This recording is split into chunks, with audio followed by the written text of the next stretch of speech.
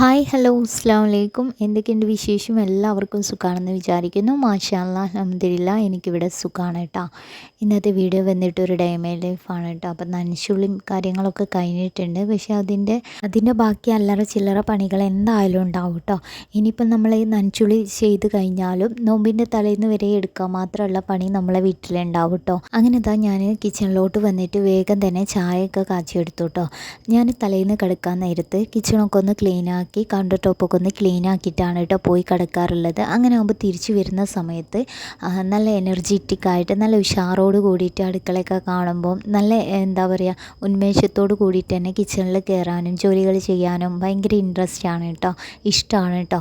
അല്ലാതെ നമ്മൾ കിച്ചണൊക്കെ അലങ്കോലാക്കിയിട്ട് പോയി കിടന്നുറങ്ങിയിട്ട് തിരിച്ച് വന്നിട്ട് കാണുമ്പോൾ നമുക്ക് തന്നെ ഒരു മടിയൊക്കെ തോന്നും കേട്ടോ. അതില്ലാതിരിക്കാൻ വേണ്ടിയിട്ട് എന്നും രാത്രി കിടക്കുന്നതിന് മുമ്പ് കിച്ചണും സിങ്കും കാര്യങ്ങളൊക്കെ ഒന്ന് നീറ്റാക്കിയിട്ട് വെക്കാൻ വേണ്ടി നോക്കാം കേട്ടോ. അങ്ങനെ ഇതാ ഞാൻ രാവിലെ തലേന്ന് അരിയും കടലയൊക്കെ വെള്ളത്തിൽ കുതിർത്താൻ വേണ്ടി വെച്ചിട്ടുണ്ടായിരുന്നു. അങ്ങനെ അരിയൊക്കെ അരച്ചെടുത്തിട്ട് ഇതാ മിക്സിയുടെ ജാറും കാര്യങ്ങളൊക്കെ അപ്പം തന്നെ കഴുകി വെച്ചു കേട്ടോ. അത് കഴിഞ്ഞതിന് ശേഷം ഇതാ നമ്മുടെ അരച്ചിട്ടുള്ള ആ ഒരു അരി ഉണ്ടല്ലോ, അതിലേക്ക് കുറച്ച് ഉപ്പും കുറച്ച് ഓയിലും ഒഴിച്ചു കൊടുത്തിട്ടുണ്ട്. എന്നിട്ട് നല്ലപോലെ ഒന്ന് മിക്സാക്കി കൊടുത്തിട്ടുണ്ട് കേട്ടോ. ഇന്നത്തെ രാവിലത്തെ ബ്രേക്ക്ഫാസ്റ്റ് ഓട്ടടയാണ്. അതിൻ്റെ മാവൊക്കെ ഒന്ന് റെഡിയാക്കി എടുത്തിട്ടുണ്ട്. വേഗത അടുപ്പൊക്കെ ഒന്ന് തീയൂട്ടി എടുത്തു കേട്ടോ. ഇന്ന് കുറേ അല്ലറ ചില്ലറ പണികളൊക്കെ ചെയ്യാനുണ്ട് കേട്ടോ. അതുകൊണ്ട് തന്നെ കുക്കിങ്ങും കാര്യങ്ങളൊക്കെ ഒന്ന് ഈസി ആക്കിയിട്ട് വേഗം തീർത്തെടുക്കുകയാണേ. ഓട്ടടയും കടലക്കറിയാണ് കേട്ടോ. അപ്പോൾ കടലക്കറി ഞാൻ സിമ്പിളായിട്ട് ഉണ്ടാക്കുന്ന രീതിയാണ്. കടല നന്നായിട്ട് കഴുകിയതിന് ശേഷം അതിലേക്ക് കുറച്ച് വെള്ളം ഒഴിച്ചു കൊടുക്കുക. ആവശ്യത്തിനുള്ള ഉപ്പും ചേർത്ത് കൊടുത്തിട്ടുണ്ട് കേട്ടോ. അതിൻ്റെ ഇടയിൽ ഓരോ ബാറ്ററായിട്ട് നമ്മൾ ഓട്ടട ചുട്ടെടുക്കുന്നുണ്ട്. അങ്ങനെ അടുത്ത ബാറ്റർ ഒഴിച്ചു കൊടുത്തിട്ട് ഇതാ വേഗം കടലക്കറിക്കുള്ള വെജിറ്റബിൾസൊക്കെ ഒന്ന് കട്ടാക്കി എടുക്കുന്നുണ്ട്. ഒരു കഷ്ണം സവാള എടുത്തിട്ടുണ്ട്, ഒരു തക്കാളി, പിന്നെ ഇഞ്ചി വെളുത്തുള്ളി, പിന്നെ പച്ചമുളക് ഞാൻ ചേർക്കുന്നില്ല കേട്ടോ, കാരണം മുളക് പൊടി ചേർക്കുന്നുണ്ടല്ലോ അതുകൊണ്ട് ചേർക്കുന്നില്ല. എന്നിട്ട് ഇതെല്ലാം കൂടി കുക്കറിലേക്ക് ചേർത്ത് മഞ്ഞൾപ്പൊടിയും മുളക് പൊടിയും മല്ലിപ്പൊടി, ഇതിലേക്ക് ബീഫിൻ്റെ മസാലപ്പൊടി ഉണ്ടല്ലോ അതും കൂടി ചേർത്താൽ നല്ല ടേസ്റ്റാണ് കേട്ടോ. അങ്ങനെ അതെല്ലാം ചേർത്തിട്ട് ആവശ്യത്തിനുള്ള ഉപ്പും വെള്ളം ഒഴിച്ചിട്ട് കുക്കറിൽ വേവിക്കാൻ വേണ്ടി വെച്ചിട്ടുണ്ട്. അതിൻ്റെ ഇടയിൽ ഇതാ ഞാൻ അടുപ്പത്ത് ഓരോ ബാറ്ററായിട്ട് ഒഴിച്ച് കൊടുത്തിട്ട് മുറ്റടിക്കാൻ വേണ്ടി വന്നതാണ്. നമ്മൾ എടുക്കുന്ന ജോലി ടൈമിനനുസരിച്ചിട്ട് കൃത്യമായിട്ട് ചെയ്തു പോവുകയാണെങ്കിൽ മടി കൂടാതെ തന്നെ പെട്ടെന്ന് നമ്മളെ ജോലികളൊക്കെ തീർത്തെടുക്കാം കേട്ടോ. അതുകൊണ്ട് തന്നെ ഓട്ടടയ്ക്കുള്ള ബാറ്റർ അവിടെ ഒഴിച്ചിട്ട് ഞാൻ വേഗം വന്ന് മുറ്റടിച്ചാരാണ് കേട്ടോ. ഇത് ഒരു 2-3 മിനിറ്റ് കഴിയുമ്പോൾ അടിച്ചാരി കഴിയുമ്പോഴേക്കും ഓട്ടട റെഡി ആവും കേട്ടോ.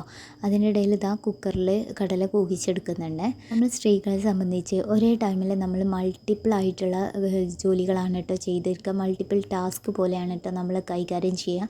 അത് സ്ത്രീകൾക്ക് കിട്ടിയിട്ടുള്ള ഒരു കഴിവ് തന്നെയാണ് കേട്ടോ. ഒരു ടൈമിൽ തന്നെ എത്ര മാത്രം ജോലികൾ നമ്മൾ ചെയ്യുന്നുണ്ട് എന്നുള്ളത് നമുക്ക് തന്നെ ആലോചിക്കാൻ പറ്റുന്നതേ ഉള്ളൂ കേട്ടോ.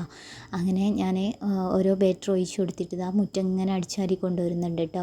ഇത് പകുതി ആവുമ്പം വീണ്ടും പോയിട്ട് വെന്ത ഓട്ടട എടുത്തിട്ട് അങ്ങനെ ഓരോന്നായിട്ട് അങ്ങനെ ചെയ്തെടുക്കുകയാണേ.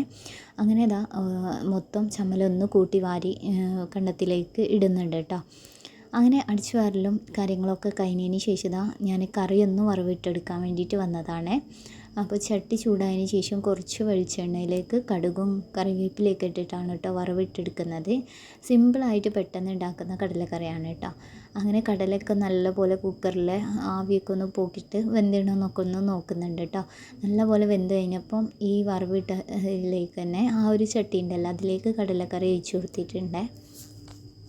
വീഡിയോസ് നിങ്ങൾക്ക് ഇഷ്ടമാവുകയാണെങ്കിൽ നിങ്ങളുടെ അഭിപ്രായങ്ങൾ എന്തായാലും നിങ്ങൾ എന്തെങ്കിലുമൊക്കെ ഒന്ന് കമൻറ്റിൽ അറിയിക്കണം കേട്ടോ. അങ്ങനെ ഇതാ രാവിലത്തെ ബ്രേക്ക്ഫാസ്റ്റും കാര്യങ്ങളൊക്കെ റെഡി ആയിട്ടുണ്ട്. അപ്പോൾ ചെറിക്കും ഞങ്ങളും എല്ലാവരും ഇരുന്നിട്ട് ഒരുമിച്ച് കഴിക്കുകയാണ് കേട്ടോ.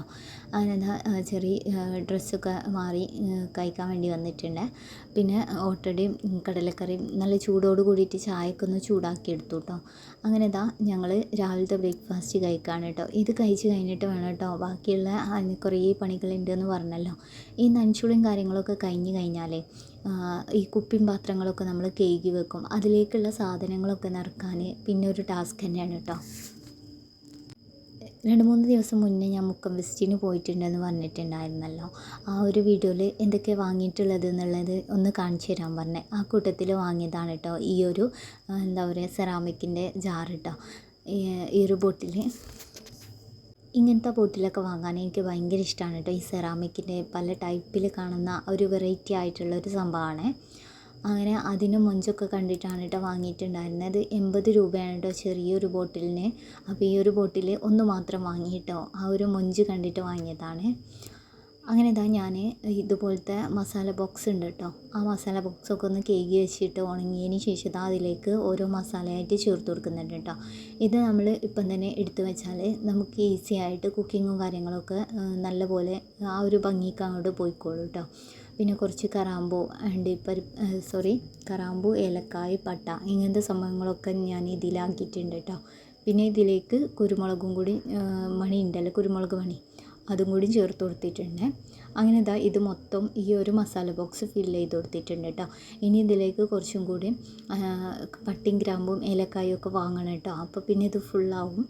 അങ്ങനെ ഇത് സ്പൂണൊക്കെ ഇട്ടിട്ട് ഇതൊന്ന് അടിച്ച് വെക്കുകയാണ് കേട്ടോ. അപ്പോൾ ഈ ഒരു ബോക്സ് ഒന്ന് കാലിയായിരുന്നു, അതൊക്കെ ഒന്ന് ഫില്ല് ചെയ്ത് കൊടുത്തേ.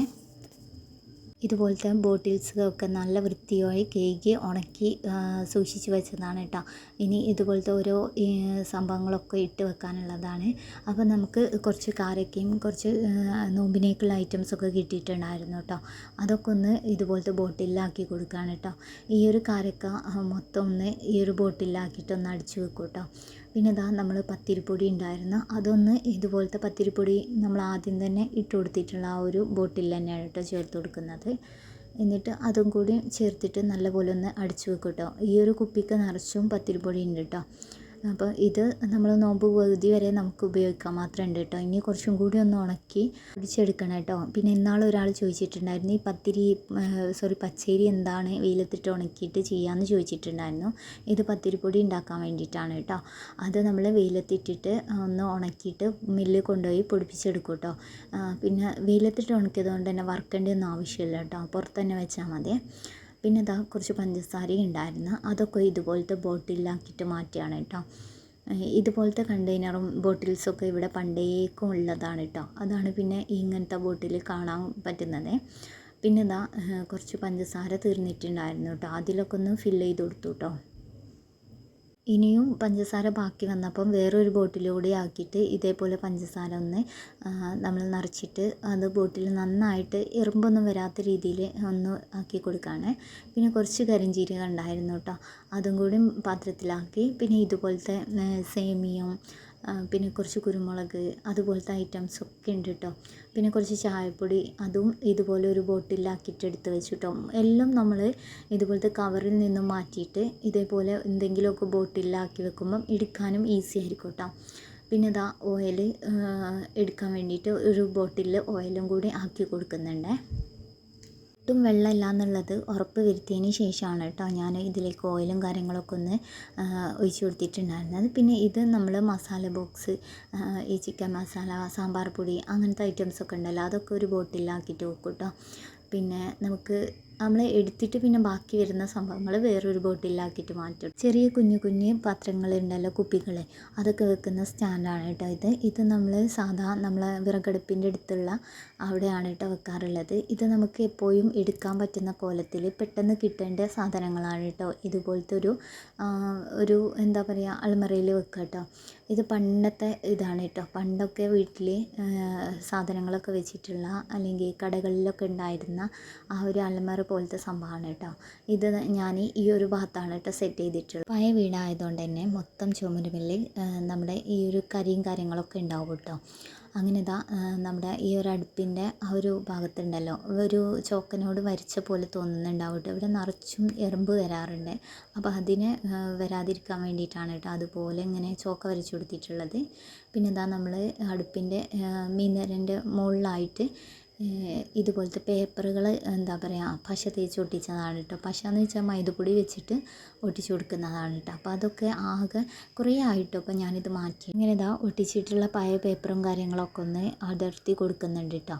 ഇതെല്ലാം ഇടുന്ന് ഒഴിവാക്കിയാൽ മാത്രമേ ബാക്കിയുള്ളത് നമുക്ക് ഒട്ടിക്കാൻ പറ്റുള്ളൂ കേട്ടോ. അങ്ങനെ ഇതാ ഇതിൻ്റെ അളവിനനുസരിച്ചിട്ട് കത്രിക വെച്ചിട്ട് ഒന്ന് കട്ട് ചെയ്തെടുക്കുന്നുണ്ട്. ഇത് നമ്മൾ മറ്റേ എന്താ പറയുക, ടേബിൾ മേൽ വിരിക്കുന്ന പേപ്പർ ഉണ്ടല്ലോ, അതാണ് കേട്ടോ. അതുമേൽ മൈദപ്പൊടി ഒന്നാക്കിയിട്ട് ഇതേപോലെ വെള്ളത്തിലാക്കിയതിന് ശേഷം ഇതേപോലെ തേച്ച് പിടിപ്പിച്ചിട്ട് ചുമരുമേൽ ഒട്ടിച്ച് കൊടുക്കാനാണ് കേട്ടോ പതിവ്. ആദ്യമൊക്കെ ഞാൻ നമ്മുടെ പത്രം ഉണ്ടല്ലോ അതായിരുന്നു കേട്ടോ ഒട്ടിച്ച് കൊടുക്കൽ. പിന്നെ ഈ പേപ്പർ ഇവിടെ വെറുതെ കിടക്കുന്നത് കണ്ടപ്പം ഈ പേപ്പറാണ് കേട്ടോ ഒട്ടിച്ച് കൊടുക്കുക. ഇത് ഒട്ടിച്ച് കൊടുക്കുമ്പോൾ നല്ലൊരു ഭംഗിയാണ് കേട്ടോ കാണാൻ വേണ്ടിയിട്ട് തന്നെ. അങ്ങനെ ഇതുപോലത്തെ ഓരോ പശ തേച്ചതിന് ശേഷം ഇതേപോലെ അളവിന് കട്ട് ചെയ്തിട്ട് ഇതേപോലെ ഒട്ടിച്ച് കൊടുക്കും കേട്ടോ. രാവിലെ ഞാൻ സെറ്റ് ചെയ്തിട്ടുള്ള പ്ലാനിങ്ങും കാര്യങ്ങളൊക്കെ സക്സസ് ആയിട്ട് നടന്നിട്ടുണ്ട് കേട്ടോ. ഇതേപോലെ രാവിലെ തന്നെ നമ്മളൊന്ന് പ്ലാൻ ചെയ്താൽ നമ്മളെ പണികളൊക്കെ തീരും കേട്ടോ. ഇന്നത്തെ വീഡിയോ ഇത്രയേ ഉള്ളൂ. ഇഷ്ടമായാൽ ചാനൽ സബ്സ്ക്രൈബ് ചെയ്യുക. പുതിയൊരു വീഡിയോ ആയിട്ട് കാണാം. ബൈ. അസ്സലാമു അലൈക്കും. Thank you for watching.